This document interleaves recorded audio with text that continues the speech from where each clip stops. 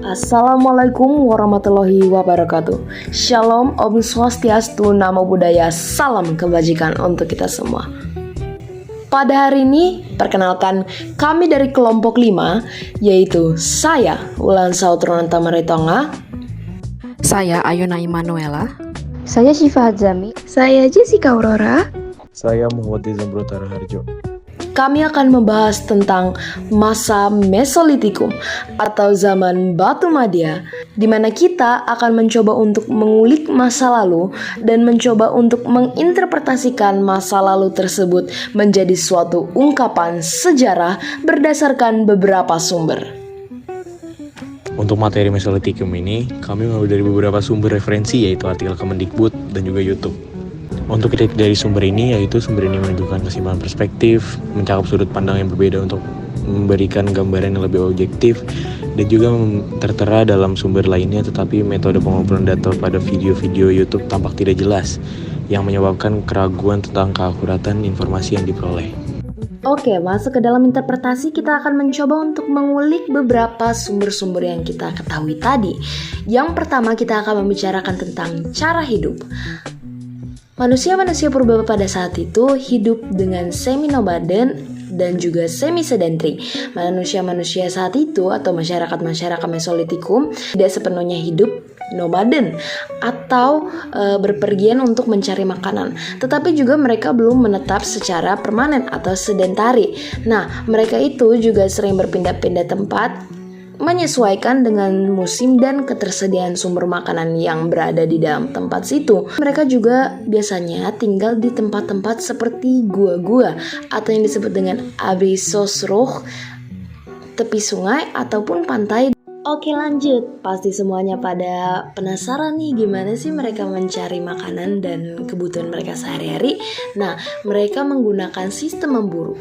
Nah, alat-alat pemburu yang mereka gunakan itu bisa disebut dengan mikrolit atau batu-batu kecil yang dipasang pada tombak atau panah untuk berburu binatang.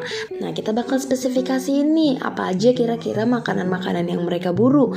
Nah, karena mereka menggunakan batu-batu kecil atau mikrolit itu yang dipasangkan pada tombak atau panah, mereka terbiasa berburu hewan-hewan besar seperti rusa, bahkan beruang. Nah, tidak cuma itu aja, mereka juga berburu ikan dan juga kerang. Terlepas dari binatang-binatang yang mereka makan, mereka juga sudah mengumpulkan hasil-hasil hutan juga seperti buah-buahan, kacang-kacangan, dan akar-akaran. Terus, pasti adanya perkembangan inovasi teknologi dari masa Paleolitikum ke Mesolitikum. Nah, beberapa inovasi teknologi itu adalah seperti alat-alat mikrolit mereka yang lebih diasah tajam lagi. Nah, beberapa contohnya itu bisa serpi bila, kapak genggam Sumatera, ataupun kapak pendek yang terkadang juga disebut dengan hashcord. Nah, serpi bila itu atau yang kita kenal dengan flakes digunakan untuk menusuk, memotong, dan melubangi kulit binatang. Hampir mirip kegunaannya dengan kapak genggam Sumatera yang memang dari dulu sudah ada di Paleolitikum juga.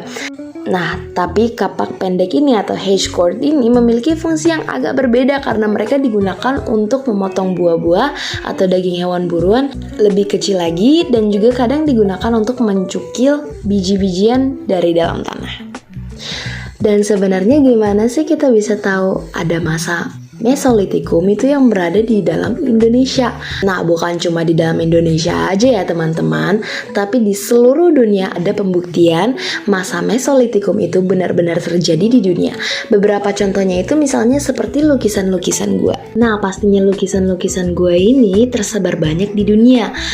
Dan tidak kita lupakan juga ada beberapa yang tersebar di Indonesia juga. Misalnya seperti Gua Leang yang ada di Sulawesi Selatan, atau Gua Tamrin yang ada di Kalimantan, maupun Gua Ham. Nah, lukisan-lukisan gua ini berguna sebagai apa sih pada masa itu? Nah, beberapa gua di era ini ditemukan dengan lukisan yang menggambarkan seperti hewan atau manusia berburu, dengan beberapa cerita tentang kehidupan sehari-hari mereka. Mungkin ini bentuknya juga seperti komunikasi, dan ini juga bisa memiliki makna spiritual atau simbolis. Seperti ketika mereka memuja sapi dan mereka menggambarkan kalau misalnya mereka sedang sujud di samping sapi tersebut. Nah, salah satunya lagi selain dari lukisan-lukisan gue yang berada di Indonesia, ada juga peninggalan di Sumatera yang sangat besar, yaitu sampah kerang atau Cokkenmodinge. Nah, tumpukan besar ini yaitu cangkang kerang dan juga tulang-tulang ikan yang ditemukan di dekat tempat tinggal orang-orang Mesolitikum pada saat itu. Nah, makanya kita bisa memprediksi di mana mereka tinggal, semisalnya di pesisir pantai. Nah, sampah-sampah kerang ini menunjukkan bahwa manusia-manusia purba pada saat itu atau masyarakat Mesolitikum, mereka sangat berketergantungan sama sumber daya laut yang sederhana seperti tulang ikan maupun batu ataupun kerang-kerang itu sebagai sampah dapur mereka. Nah, sekarang kita bakal bicara tentang fase kausalitas yang berada pada masa Mesolitikum pada saat itu. Kondisi lingkungan yang berubah juga mendorong adaptasi teknologi, seperti pengembangan alat-alat kecil dan canggih untuk berburu dan memproses sumber daya alam. Setelah akhir zaman es, suhu global mulai meningkat, menyebabkan pergeseran ekologi yang menyebabkan perubahan dari zaman Paleolitikum. Dengan hilangnya dataran es dan munculnya hutan, manusia beralih dari gaya hidup berburu binatang besar menjadi perburuan hewan-hewan kecil dan mengumpulkan makanan dari alam. Sekarang kita masuk ke bagian perubahan. Pada zaman Paleolitikum, tentu banyak perubahan besar yang terjadi. Ini dikarenakan manusia belajar mengembangkan teknologi, beradaptasi dengan lingkungan, dan kemampuan bertahan hidup. Manusia zaman itu membuat alat sederhana dari batu, seperti kapak genggam dan alat pemotong. Seiring waktu, mereka mulai menajamkan batu untuk membuat tombak dan pisau yang lebih efektif. Lalu, selama zaman es atau bisa disebut dengan Pleistosen, banyak makhluk hidup harus berpindah untuk beradaptasi dengan iklim yang sangat dingin. Ini membuat manusia harus mencari cara baru untuk bertahan. Evolusi manusia juga penting loh. Di masa ini muncul manusia purba seperti Homo habilis dan Homo erectus. Dan di akhir periode, manusia modern atau Homo sapiens mulai muncul. Seni dan budaya juga semakin berkembang. Manusia mulai menciptakan lukisan gua dan ukiran, serta melakukan upacara dan ritual yang menunjukkan kebudayaan mereka. Mereka juga belajar mengendalikan api. Dengan api, manusia bisa memasak, melindungi diri dari predator, dan bertahan di cuaca dingin. Selanjutnya adalah berkelanjutan, yakni pertama, penggunaan sumber daya. Meskipun tidak dalam konteks modern, manusia zaman batu tua cenderung mengikuti siklus sumber daya alam yang tersedia. Mereka berpindah-pindah sesuai dengan musim dan migrasi hewan untuk memanfaatkan sumber daya secara berlanjutan. Yang kedua yakni perubahan pola makan.